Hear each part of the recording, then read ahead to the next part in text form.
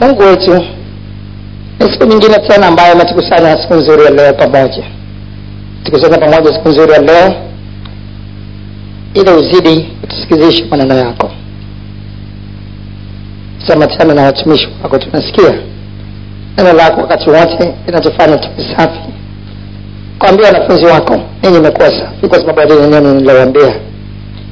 Tupe kuzidi kuwa safi kwa neno hili tena ambalo umeliandaa kwetu leo katika jina la Yesu. Karibu Roho Mtakatifu atuawalie Kristo na kutupasha habari katika jina la Yesu. Amen.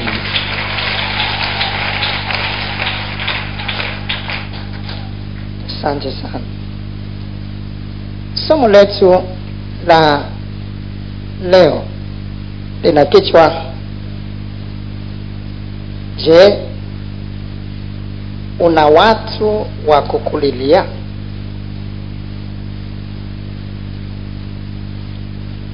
Je, una watu wa kukulilia?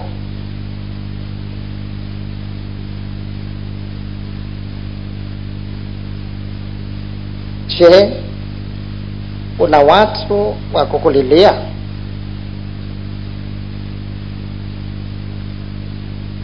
Ndugu zangu, ni muhimu wakati wote kukumbuka. Ni muhimu wakati wote kukumbuka kwamba ni makosa kufikiria kwamba dhambi ni uzinzi tu, ni uongo, uasherati, uuaji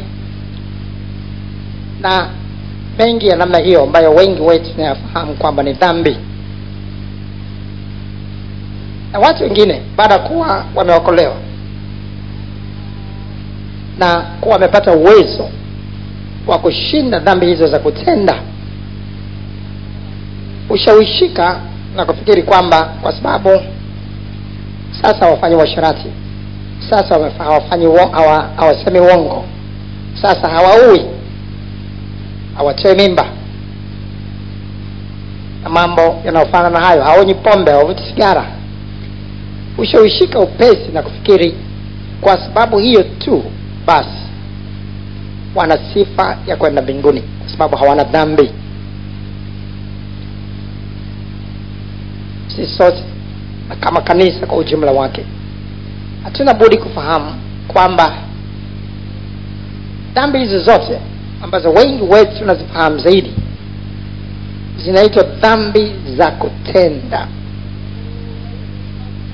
Tuseme wote, dhambi za kutenda. Ndio. Lakini hizo sio dhambi pekee ambazo zinatufanya twende motoni. Lakini ziko dhambi nyingine ambazo hizi ndizo zinatendwa sana na watu waliokolewa, ambao wengine ni maaskofu, wengine ni wachungaji, wengine ni viongozi wa zone, wengine viongozi wa section, wengine viongozi wa makanisa nyumbani, wengine ni utendakazi ambao ukiangalia hivi unaona kabisa maisha yao kwa habari ya uasherati, kwa habari ya uongo, kwa habari ya masengenyo, kwa habari ya kunywa pombe, kwa habari ya kuvuta sigara, kwa habari ya dansi na filamu, hayako huko kabisa. Wametoka kabisa katika dunia hiyo. Lakini wako watu watashangaa siku ile, watajikuta pamoja na kuishi maisha yaliyo mbali na uongo na uasherati, yaliyo mbali na uzinzi na ulevi, watakuta bado wanakwenda motoni. Atajiuliza, imekuwaje tuko huku tena? Kwa sababu hawakufahamu au kukumbuka kwamba kuna dhambi za kutenda na tena kuna dhambi za kutokutenda. Dhambi za kutokutenda zinajumuishwa katika mstari mmoja, Yakobo sura ile ya 4 mstari wa 17. Yakobo sura ya 4 mstari wa 17. Yakobo sura ya 4 mstari wa 17, mstari unazungumzia dhambi za kutokutenda. Yakobo sura ya 4 sasa mstari wa 17, hapa tunasoma: basi yeye ajuaye kutenda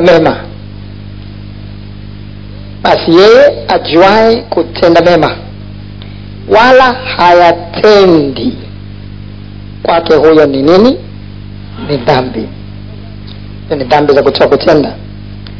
Basi yeye ajuaye kutenda mema wala hayatendi, kwake huyo ni dhambi. Ni muhimu kuelewa kwamba kila tunapokusanyika mahali hapa na Roho Mtakatifu anatufundisha neno lake, anatufundisha mema ya kutenda, anatufundisha mema tunatakiwa kuyafanya katika ufalme wa Mungu.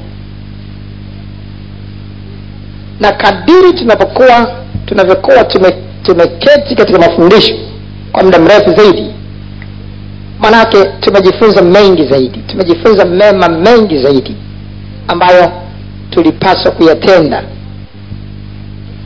Na kama hatuyatendi sasa, inahesabika kwetu ni dhambi. Kwa mfano, tutakuwa tumejifunza juu ya umuhimu wa maombi. Na Mungu anasema hamna kitu kwa kuwa maombi. Zaburi 2 mstari wa 8, uniombe nami nitakupa mataifa kwa urithi, hata miisho ya dunia kwa miliki yako. Mungu anasema nikatafuta mtu miongoni mwao atakayesimama mahali palipobomoka kwa ajili ya nchi, atakayetengeneza boma na kusimama mahali palipobomoka kwa ajili ya nchi ili nisiharibu. Lakini sikuona mtu. Kusimama mahali palipobomoka ni kuomba, na kwa sababu hakuona mtu mmoja mwombaji, nchi ikaharibiwa. Lakini aliposimama Ibrahimu akasema, je, watakapokuwepo watu 30 bado wataharibu nchi? Hapana, sitaharibu. 20, 10. Akaendelea kuzungumza na Bwana kwa ajili ya nchi ili isiharibiwe. Na akiwepo mtu mwombaji, yako mambo mengi sana yanabadilishwa. Sasa maombi yanabadilisha katika mpango wa Mungu. Mungu amefanya kwamba maombi yawe ni silaha ya kipekee sana kupambana na kazi za giza. Akawaambia wanafunzi wake, ombeni ili msiingie majaribuni. Wakapuuza kuomba, wakaendelea tu kupiga vifua vyao kwamba hatuwezi kukukana wewe, hata kibidi kufa bado tutasimamia imani. Na wakamwacha, wakakimbia wote kwa sababu hawakuomba. Lakini walipokuwa wamekimbia wote, Petro akatoka miongoni mwao peke yake mmoja, alafu akarudi taratibu. Kwa nini alirudi Petro peke yake? Kwa sababu kabla pale Yesu Kristo alisema, shetani amekusudia kuwapepeta ninyi kama ngano, lakini nimekuombea wewe Petro, ili imani yako isitindike, ili utakapoongoka uwaimarishe na wengine. Kwa sababu ya maombi yaliyoelekezwa kwa mtu mmoja Petro, ingawa wanafunzi wote walimwacha wakakimbia, ile maombi yakamgusa Petro kule, akaongoka, akabadilishwa kutoka ile hali ya kukimbia, akapata ujasiri tena wa kuja na kusogea mahali pale palipoonekana mahali pa hatari kuhusiana na maisha yao. Na baada ya kumkana Yesu pale, akatubu kwa majonzi, akawaimarisha na wenzake, wakaendelea tena kumfuata Yesu. maombi yanabadilisha kwa maana hiyo. Na kama hatuombi sasa, tunasababisha watu wengi waende motoni. Tunasababisha maisha ya watu yawe vile yalivyo kwa sababu kanisa haliombi. Tukiwa tumejifunza juu ya maombi na umuhimu wake kama hivi, halafu hatuombi, tayari tumefanya dhambi. Na dhambi haina tofauti yote na dhambi ya uasherati au uzinzi au chochote. Dhambi ni dhambi tu. Dhambi moja tu inatosha kumtenganisha mtu na Mungu wake. Adamu na Hawa walikula matunda yaliyokatazwa. Hawakuwa wamefanya uasherati, hawakuwa wamefanya uzinzi, hawakuwa wamekunywa pombe wala kuvuta sigara. Ilikuwa ni matunda waliyokatazwa kuyala.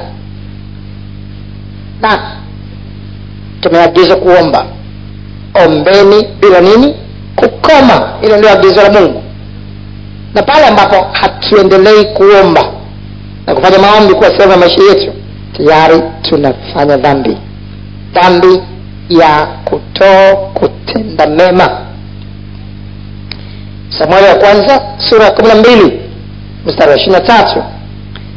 Samueli wa kwanza sura ya 12 mstari wa Samueli wa kwanza sura ya 12 mstari wa 23 tunasoma: "Lakini mimi hasha, nisimtende Bwana dhambi kwa kuacha kuwaombea ninyi." Angalia neno hilo. "Lakini mimi hasha, nisimtende Bwana dhambi kwa kuacha kuwaombea ninyi."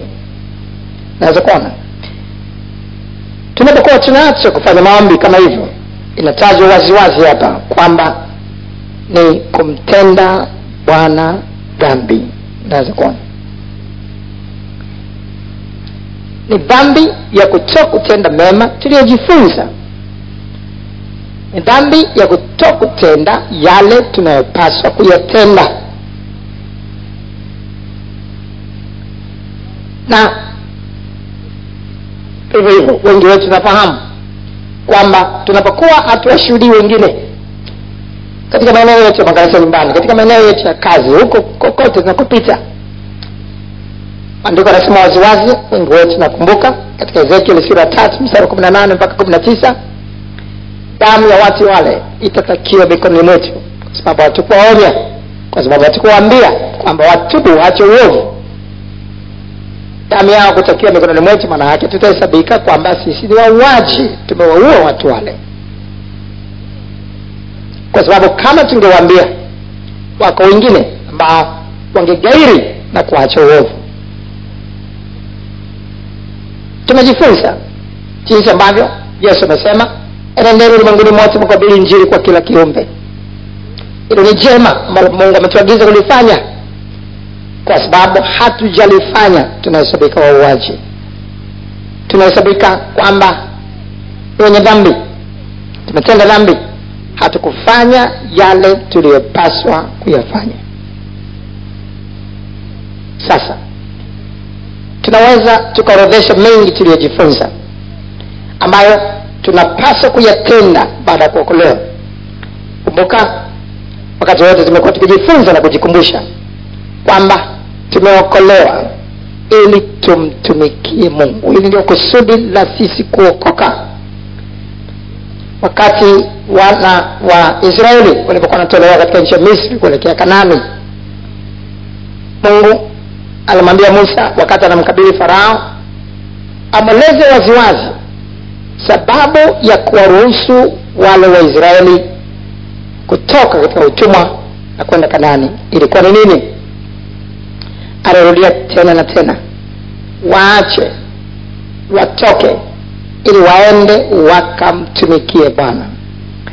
Utaona kutoka sura ya 8, kutoka sura ya 9, kutoka sura ya 10, kutoka sura ya 12, sura zote hizo mistari michache inarudia tena, watoke, waache watoke waende wakamtumikie Bwana. Hili ndio lilikuwa kusudi.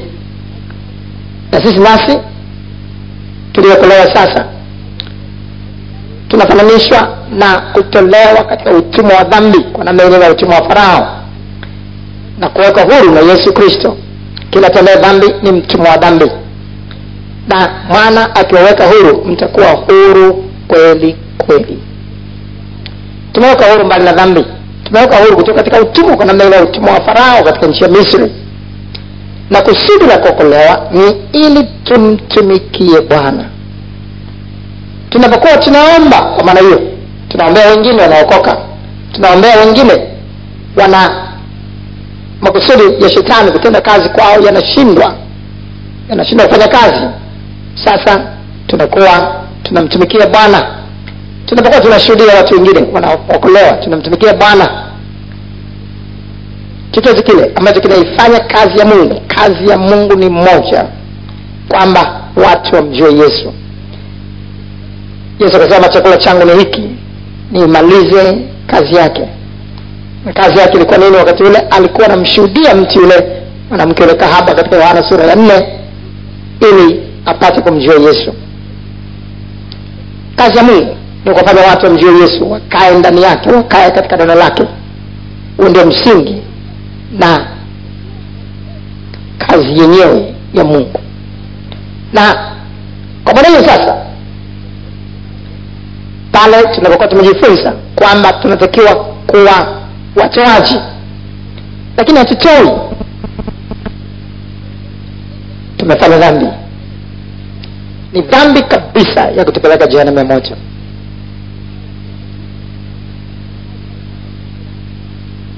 Unaweza kuwa bado ukaona hicho mshirika, lakini kwako sadaka, changizo imekuwa sasa ni kitu kigeni, na unajiona mjanja kwamba utoe hiki ukile na hakuna anayekugusa. Uenda unajidanganya mwenyewe. Siku ya mwisho utashangaa unakokwenda na utasema, lakini nilikuwa sinywi pombe, nilikuwa sivuti sigara. Unapokuwa umepewa vingi, vitatakwa vingi zaidi kwako. Lazima ujue kwa nini wewe umepewa pesa nyingi zaidi kuliko watu wengine. Lazima ujiulize kwa nini. Kwa nini umepewa nyumba na wengine hawajapewa nyumba? Lazima ujiulize. Na Mungu anatuambia tufungue milango katika nyumba zetu kwa ajili ya makanisa nyumbani, lakini wamejikausha. Uweze kufungua mlango kwa nyumba ambayo Mungu amekupa wakati wengine hawana nyumba, ili Mungu apate kufanya kazi mle ndani. Yesu siku ya mwisho atasema, nalikuwa mgeni, hamkunikaribisha. Umefanya dhambi. Umejua kutenda mema, lakini kutenda mema. Na maandiko yanasema tumepewa vingi, vitatakwa vingi kwetu. Wakati wengine wanaanza vizuri katika kutoa, wakati wana vichache, lakini vikiongezeka hata zaka ni kuna uzito. Anawaza 1/10 kwa nitaua mtaji wote, au changizo nitaua mtaji wote. Siku ya mwisho utashangaa, utakwenda jehanamu ya moto kama mlevi yote mwingine. Umepewa vingi, lazima ukumbuke wakati wote vitatakwa vingi kwako. Luka sura ya 12. Luka sura ya 12 mstari wa 47 mpaka mstari wa 48. Luka 12:47 mpaka 48. Na mtume yule aliyejua mapenzi ya Bwana wake asijiweke tayari wala kuyatenda mapenzi yake, atapigwa sana. Tumewajua lakini hatukuyatenda. Na yule asiyejua na amefanya stahili ya mapigo, atapigwa kidogo. Unaweza kuona kadri tunavyojifunza zaidi kama hapa, tunakaa kama hapa ambapo kila Jumapili kuna jipya la kujifunza. Kuna jipya linalotupa changamoto. Lazima tujue tuko katika hatari kubwa zaidi ya kupigwa zaidi kuliko wale wasiojua tunavyojua sisi. Unaweza kuona. Na uweze kujirudisha nyumbani, uweze kujirudisha nyuma na kusema kama ni hivi basi ngoja nitoke hapa naende mahali fulani ambapo hawajifunzi sana. Haitakusaidia. Umeingia. Na yule asiyejua, wewe amekwisha jua tayari, na amefanya stahili mapigo, atapigwa kidogo. Na kila aliyepewa vingi, kwake huyo vitatakwa vingi. Na aliyemwekea maana vitu vingi, kwake huyo atataka na zaidi. Unaweza kuona chochote kile ambacho tumejifunza, tunatakiwa kuwafundisha wengine. Tumejifunza kwamba neno Mungu nasema lile ambalo wamejifunza, wakabidhi uaminifu wengine katika uwezo kuwafundisha wengine. Ni wajibu wetu sio tu kuhubiri injili kwa kila kiumbe, lakini kuwafundisha kuyashika yote tuliyoamuriwa na Bwana. Kuna kuhubiri na tena ni kufundisha, na huo ni wajibu wa kila mmoja wetu. Unamfundisha lile unalojua wewe. Unakutana mtu ameokolewa siku za karibuni, hajaweza kupambanua kwa nini leo hatushiki sabato. Umejifunza juu hilo, unatakiwa kumfundisha. Hajaweza kupambanua juu ya kwa nini leo habari ya utatu, kwa nini kulipa zaka, kwa nini? Umejua wewe, unatakiwa kumfundisha. Hatakiwi kusubiri kuja kusikia somo kwa mchungaji wakati umeandika mengi, umeyafahamu mema, na ni wajibu wako kufundisha. Kwa kila talanta tuliyopewa, kwa kila neema tuliyopewa, tunatakiwa kuitumia ile neema tuliyopewa kwa ajili ya faida ya wengine katika kanisa, wengine wanaotuzunguka. Kwa sababu kwa kila neema tuliyopewa tutatoa hesabu. Kwa kila neema ambayo Bwana ametupa tutatoa hesabu juu ya neema hiyo.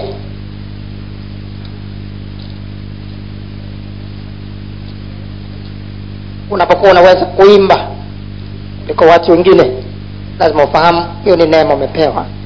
Neema ni chochote kile ambacho ulicho nacho ambacho wengine hawana. Hiyo ni neema uliopewa. Unaweza kuimba, wengine hawezi kuimba. Unaweza kupiga chombo cha kwaya, kinanda, gita au chochote kingine, na wengine hawawezi. Maana yake hiyo ni neema uliopewa kuliko wengine. Unaweza kufanya hiki au kile, ungeweza kuorodhesha mengi sasa. Na kama hufanyi yale, maana yake hujaitumia neema ile uliopewa. Siku ile kuna hesabu ya kutoa. Maana yake ni dhambi umefanya. Lazima ujue. Tutatoa hesabu juu ya talanta zile ambazo tumezitumia. Tumetumiaje? Tumezalishaje zile talanta? Unapokuwa unatumia talanta au neema uliyopewa kuwabariki wengine, kuwa msaada, kuwa faraja, kuwajenga, kuwatia moyo wengine, sasa unakuwa wakili mwema wa neema mbalimbali za Mungu ulizopewa. Waraka kwanza Petro sura ile ya 4 mstari wa 10. Waraka kwanza Petro sura ya 4 mstari wa 10, kila mmoja kwa kadiri alivyoipokea karama itumieni kwa kuhudumiana kama mawakili wema wa neema mbalimbali za Mungu. Ndio, kila mmoja kwa kadiri alivyoipokea karama itumieni kwa kuhudumiana kama mawakili wema wa neema mbalimbali za Mungu.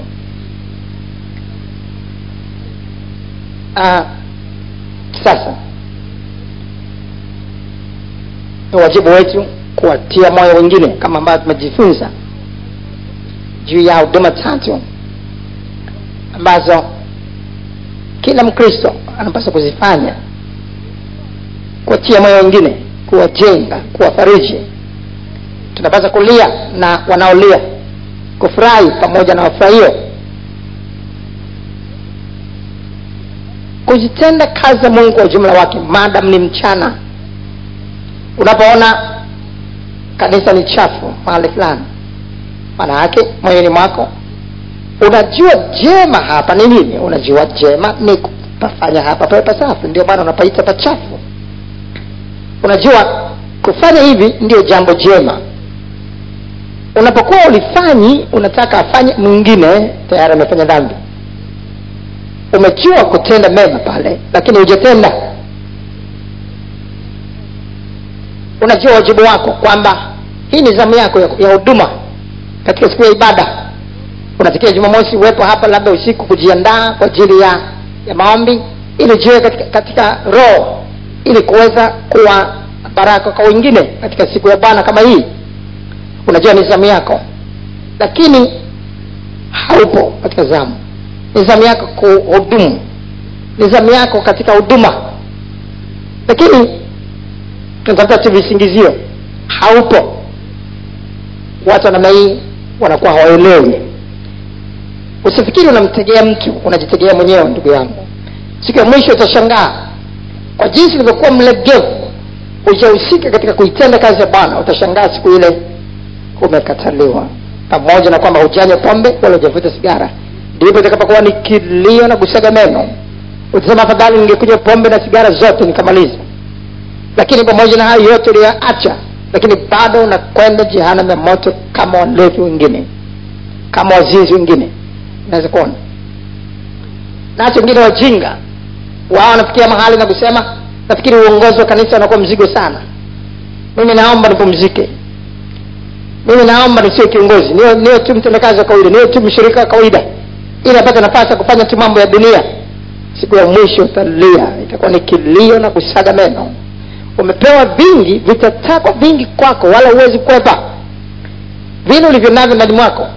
Maana hata unapokuwa kiongozi wa kanisa nyumbani, ushukuru ukipata nafasi na hiyo, ushukuru kama umepata nafasi zaidi ya kuwafundisha wengine, umepata nafasi zaidi ya kuwatia moyo wengine, umepata nafasi zaidi ya kuwajenga watu wengine, umepata nafasi zaidi ya kusikiza maswali na kuwajibu, ya kusikia, ya kupigiwa simu, kuna hitaji hili, kuna hitaji lile, ukapata mtu wa kumwombea. Unapofanya namna hiyo, sasa yale unayotakiwa kuyafanya unayafanya. Sasa sikiliza, leo tunataka kujithibitisha wenyewe, na tujifunze tunawezaje kujithibitisha wenyewe kwamba tunatenda kazi ya Bwana vile ambavyo inatupasa kutenda. Tunawezaje kujithibitisha wenyewe? Maandiko yanasema tujijaribu wenyewe, tujithibitishe wenyewe kama tuko katika imani au la. Wakorintho wa 2 sura 13 mstari wa 5 hapo. Wakorintho wa 2:13 mstari wa 5. Tunatakiwa kujijaribu wenyewe, tujithibitishe wenyewe kwamba tuko katika imani au la. Na wakati wote lazima tujijaribu wenyewe, tujithibitishe wenyewe, tuone je, tunatenda kazi ya Bwana bila inavyotupasa kutenda. Na kipimo cha kujithibitisha ndicho hiki ambacho tunajifunza leo. Unapokuwa unatenda kazi ya Bwana, kutenda kazi ya Bwana maana yake unagusa maisha ya watu. Kazi yote ya Mungu unayofanya unagusa maisha ya watu. Kama unaimba, kuimba kwako unapokuwa ni baraka kwa watu, unagusa maisha ya watu. Ukiwa ni mhudumu na unaona mama yule analia, mtoto wake anamsumbua, unambeba mtoto wake, unamsaidia, twende huko kule, wanatoka pale wanasema, oh, yule mhudumu na upendo sana, yule mhudumu na upendo wa kipekee sana. Umegusa maisha yake. Ikiwa kweli ni mtendakazi ambaye